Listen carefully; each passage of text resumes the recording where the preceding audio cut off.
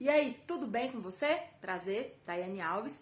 Eu quero falar hoje com vocês acerca de dar dinheiro para o pastor. Tem muita gente que quando chega na igreja, pede a oferta, ele fecha o coração e ele reclama porque ele acha que está errado, fica dando dinheiro para o pastor, fica andando de carrão, enquanto os irmãos estão lá passando por dificuldade.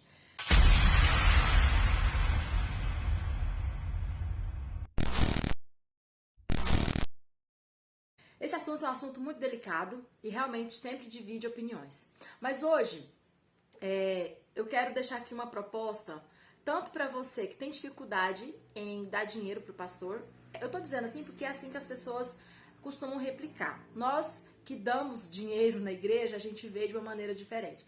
E para você que tem o hábito de dar dinheiro na igreja, de ofertar, de dizimar e que é muito bombardeado. Então você que tem alguém na sua família que fica toda vez, bombardeando você porque você dá dinheiro pro pastor, você fica levando dinheiro pra igreja, você mesmo está passando dificuldade.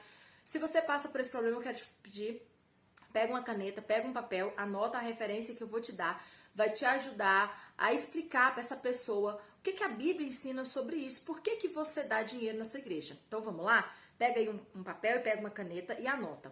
A referência é 1 Coríntios capítulo 9. Paulo começa explicando, olha, nós não temos o direito de ser cuidados, de ser, de certa forma, abençoados por vocês. Nós não temos o direito de ter uma família, nós estamos aqui, em função de cuidar de vocês e tal. Mas o versículo que para mim é o versículo chave é o versículo número 7. Porque ele vai falar 3 exemplos, e eu gostaria que você gravasse e entendesse esses 3 exemplos para nós assimilarmos essa realidade, de por que nós damos dinheiro na igreja. O primeiro exemplo, ele diz assim: quem é que vai à guerra à sua própria custa? Ou seja, quando você vai à guerra, alguém está cuidando de você, alguém está te enviando para a guerra. Então Paulo está querendo dizer assim, olha, eu estou na guerra por vocês. E quando nós aplicamos esse exemplo nas nossas igrejas modernas, é como se nós estivéssemos dizendo, os nossos líderes espirituais, os nossos pastores, eles estão lutando uma guerra que é nossa. Eles estão fazendo algo por nós, eles estão em um campo de batalha no nosso lugar. Olha que interessante. Eles estão orando por mim, eles estão me ensinando a palavra de Deus, eles estão me aconselhando, eles estão, de certa forma, cuidando da minha vida espiritual. E é isso que Paulo está dizendo, eles estão em uma guerra por mim. Eles foram enviados para estar ali no meu lugar. Então, quando você entende esse princípio, de que quem vai à guerra vai em nome de alguém, ele vai enviado por alguém, você entende, poxa, realmente o meu líder está ali por mim. Então, nada mais justo do que eu dar o suporte que ele precisa para ficar lá no campo de batalha. Interessante, né? Eu acho muito interessante. O segundo exemplo, também, no mesmo versículo, 1 Coríntios 9, 7, ele vai dizer assim, e quem é que planta uma vinha e não come do seu fruto? Você planta um pé de uva, lindo, maravilhoso, e aí você não come as uvas? O que Paulo está dizendo? Ele plantou a igreja, ele cuidou dos irmãos, e ele fala isso nos versículos anteriores. Ele cuidou dos irmãos, ele disciplinou os irmãos, ele orava pelos irmãos, ele mandava carta para os irmãos, orientando os irmãos, e agora ele não pode comer dos frutos desses irmãos? E lá na frente ele vai deixar bem claro que esses frutos não são só espirituais, são espirituais e materiais. Então, usando esse exemplo, Paulo está dizendo assim, olha, eu cuidei de vocês, nada mais justo do que eu me alimentar do resultado de vocês. Olha que visão interessante. Então, quando a gente aplica esse princípio também, dentro das nossas igrejas, eu estou dizendo, olha, o meu líder espiritual, ele investiu em mim, ele orou por mim, ele cuidou de mim, nada mais justo do que eu retribuir o meu resultado. Eu costumo dizer assim, o pastor, ele está correndo atrás das coisas do Senhor, nós estamos correndo atrás do dinheiro. Nós que eu digo assim, é a maioria das ovelhas. Nada mais justo do que eu dividir o meu resultado com aquele que está correndo atrás das coisas espirituais. Esse princípio, ele já existia no tabernáculo, E Paulo vai citar também esse exemplo lá na frente. Ele vai falar, olha, quem que comia o pão que estava lá no templo, que era dedicado a Deus?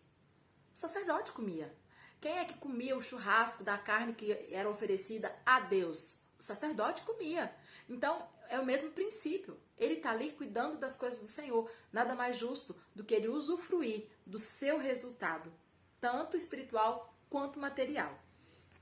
E o terceiro exemplo que eu quero compartilhar aqui com vocês, o terceiro exemplo, ele fala assim: e quem é que apacenta um rebanho e não se alimenta do leite do rebanho? Aqui provavelmente o rebanho é de cabras, né? E aí ele fala assim, olha, a pessoa cuida do rebanho, cuida das cabras, cuida, né, direitinho, e ele não vai beber do leite? Olha, perceba que isso é um exemplo e Paulo está fazendo o quê? Uma aplicação. E como que nós aplicamos? Os nossos pastores, eles estão cuidando de nós, que somos um rebanho. Está cuidando, zelando, protegendo. Nada mais justo do que ele beber o leite do rebanho. E, gente, eu acho que não precisa de algo mais claro do que isso para entender o princípio bíblico de que sim, a Bíblia nos ensina a dar dinheiro nas instituições, né, como Paulo aqui está dizendo, para os nossos líderes espirituais, para os apóstolos, por aqueles que estavam empenhados em pregar o evangelho, estavam empenhados em cuidar do crescimento da obra de Deus. Para mim, é um texto muito claro.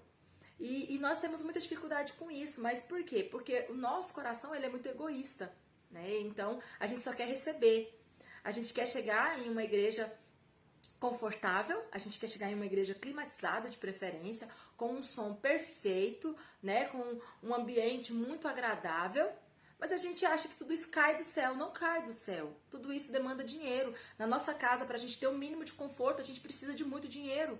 Não é diferente nas instituições. E é claro, né? Aqui Paulo estava citando um exemplo muito primitivo, né, da igreja, ainda era nas casas. Então, era só cuidar dos apóstolos, da família dos apóstolos, da esposa do apóstolo, das necessidades, né, do apóstolo. Hoje nós estamos em uma igreja moderna. Eu quero andar de carrão, mas eu não quero que o meu pastor ande de carrão. Não faz sentido, né? Não faz sentido. E aqui, Paulo, ele é muito claro no exemplo. Olha, ele está cuidando do rebanho. Nada mais justo, né, do que isso. Ele bebeu leite do próprio rebanho. Então, assim, eu quis compartilhar esse vídeo com vocês porque eu sei que esse tema é um tema que entristece o coração de muitas pessoas, né, nas igrejas, porque muitos criticam, muitos tacam pedra na gente quando a gente fala, né, que a gente leva dinheiro para a igreja.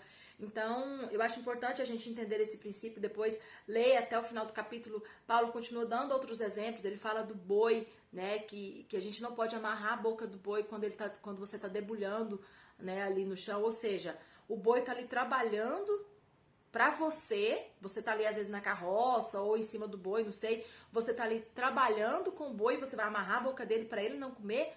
Não, e isso está na lei. Fala, não, deixa ele comer, ele está trabalhando. Enquanto você está debulhando, se ele quiser comer, ele vai comer. Então, aplicando, o exemplo é o mesmo. O pastor está trabalhando por mim, está orando por mim, cuidando da minha vida espiritual, aí eu vou amarrar a boca dele? Não, só eu que posso comer, só eu que posso me alimentar. Ele não. Não faz sentido, né? Então, se o pastor é mercenário, se ele está extorquindo as ovelhas, isso já é outro assunto, isso é outro tema.